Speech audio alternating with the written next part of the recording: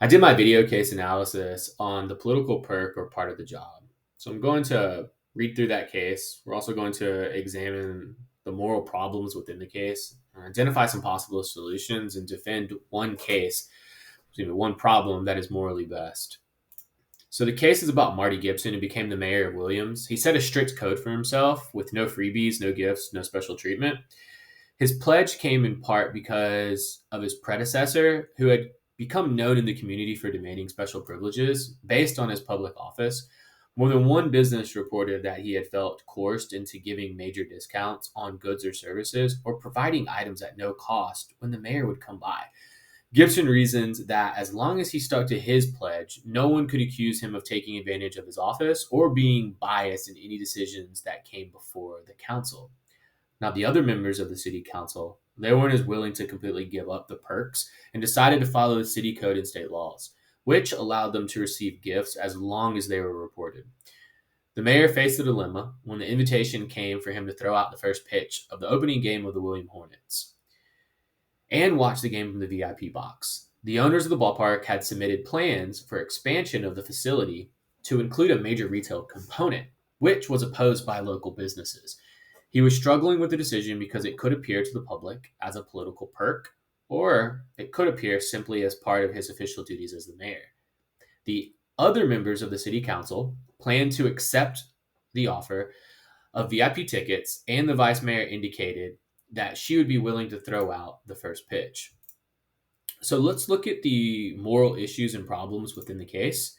Ethical integrity. The primary moral issue is whether accepting the invitation to throw the first pitch and attend the game in the box constitutes an ethical violation. While legally it's permissible, it may be perceived by the public as a political perk that compromises this mayor's integrity. The precedent has already been set by the former mayor, who abused his position to demand special privileges, has already led to heightened public scrutiny. Mayor Gibson must decide whether he is to maintain his strict ethical stance or accept the invitation under some type of legal framework. Another issue is the fairness and conflict of interest. The ballpark owners, those owners have submitted an expansion proposal that faces opposition from local businesses. If the mayor accepts this invitation, it could create or be perceived as a conflict of interest, making it appear that he is favoring the ballpark's interest over those of local businesses. The timing of the invitation coinciding with the stadium's expansion plans, it raises concerns about the undue influence. The mayor and the city council must ensure that their decision making is impartial and not influenced by gifts or privileges, such as throwing out the first pitch and a VIP seat. Another issue could be the government transparency. There is a broader concern about transparency within government and decision making. The mayor has set a high ethical standard for himself, but other council members are willing to accept gifts within legal limits. This discrepancy could create some public distrust in government operations. The differing ethical standards from mayor to council members may lead to inconsistent behavior and potential accusations of favoritism. The mayor and city council members should really work toward a unified ethical approach that aligns with the public's trust. Let's look at some possible solutions. We could decline the invitation entirely. This approach would uphold the mayor's strict ethical stance and eliminate any perception of bias.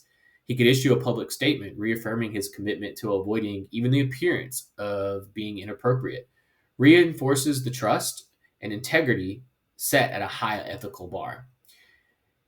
It may alienate some stakeholders, including the ballpark owners, and limits the mayor's ability to engage with influential community members, such as the ballpark owners.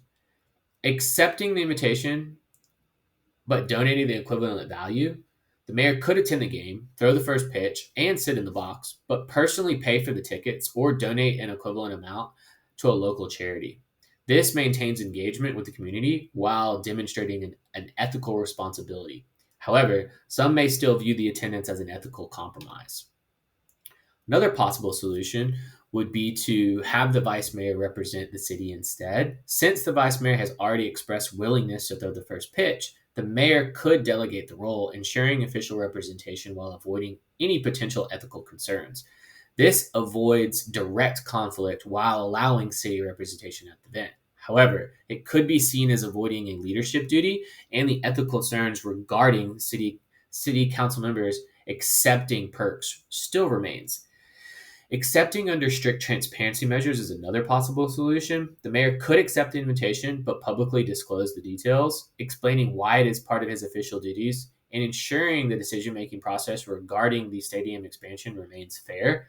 This provides transparency while maintaining engagement. However, the public skepticism still persists, especially given the past history of unethical behavior from the previous mayor. I think the best possible solution is, and morally speaking, it's for the mayor to decline the invitation entirely and issue a public statement explaining his decision. This ensures that he maintains his commitment to ethical leadership and avoids any perception of bias under undue influence in upcoming decisions. Accepting and donating the equivalent value still allows the appearance of favoritism, which could be exploited by opponents in future elections.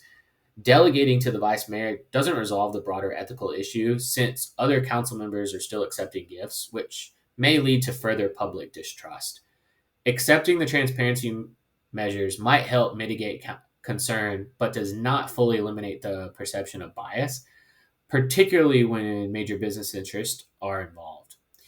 Now, by refusing the invitation, Mayor Gibson upholds the highest ethical standard, reinforces public trust, and sets an example for future leadership in Williams. This decision prioritizes long term integrity over short term benefit.